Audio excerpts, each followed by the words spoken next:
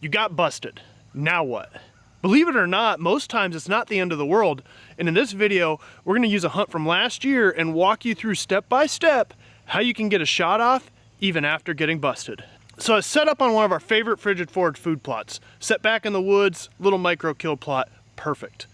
I had a buck cruise through earlier, it's the middle of the rut.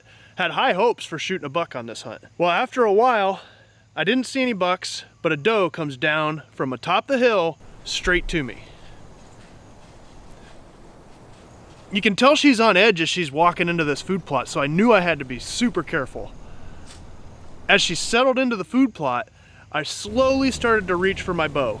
And even with that, she still picked me off out of the tree stand. Now when a deer catches movement, the first thing is obvious, freeze. And if that deer doesn't take off right away, you have a fighting chance to get a shot off. The very next thing you do is where most people are gonna make their mistake.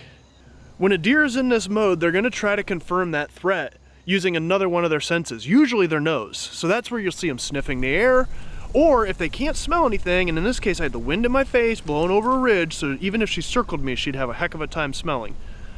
But they're gonna stomp the ground and they're gonna throw their head around up and down. Now they do this for two reasons. One, to try to get you to move, and two, because they don't see as well as we do, so they're trying to paint a picture. And if you are moving while they're doing that, you are helping them paint that picture and it's gonna get you busted. So you have to freeze for this initial period of time. Now most people are gonna blow it right here. She looks down and you think you've got it made. That's just a decoy. She's gonna put her head down and she's gonna throw it right back up. And if you're moving during that period of time, she's gonna bust you every single time. As you can see, I am a statue through this whole first part.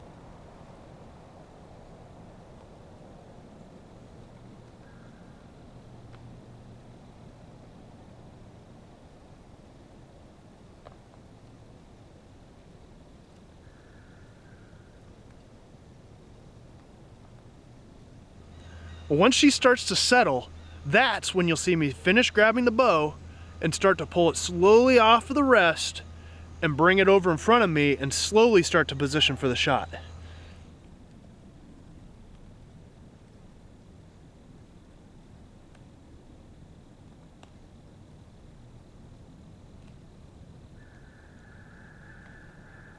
And she's never going to really give up on me. She's gonna keep checking on me. And that's why I knew I had to be perfect. And I was just incredibly methodical.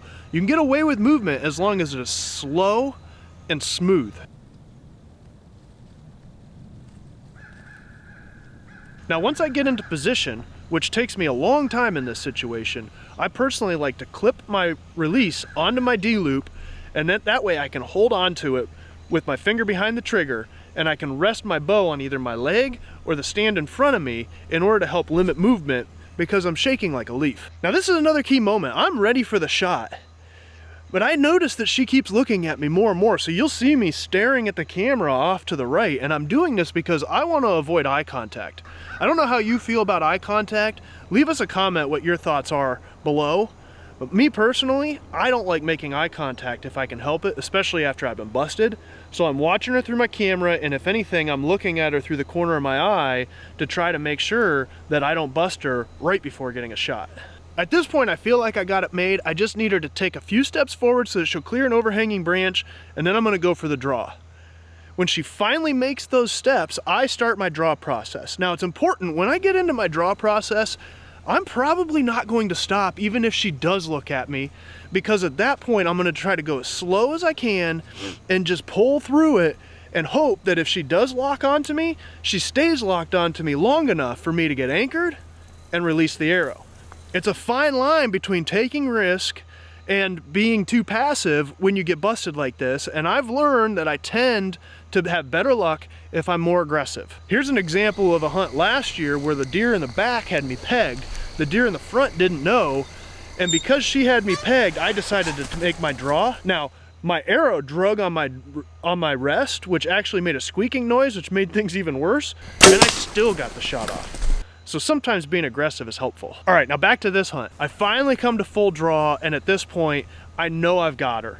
All I'm doing now is clearing my head, focusing on my shot process, and I release a perfect arrow. flies true, hits its mark, she drops in sight.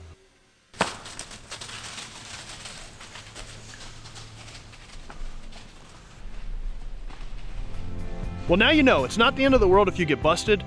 Drop your comments below if you've got some special tips that you like to do when you get busted to help you get away with it. Hit the like button, subscribe to our channel, hit the bell to be notified of new videos, and click right here to watch more of our videos. Thanks for watching.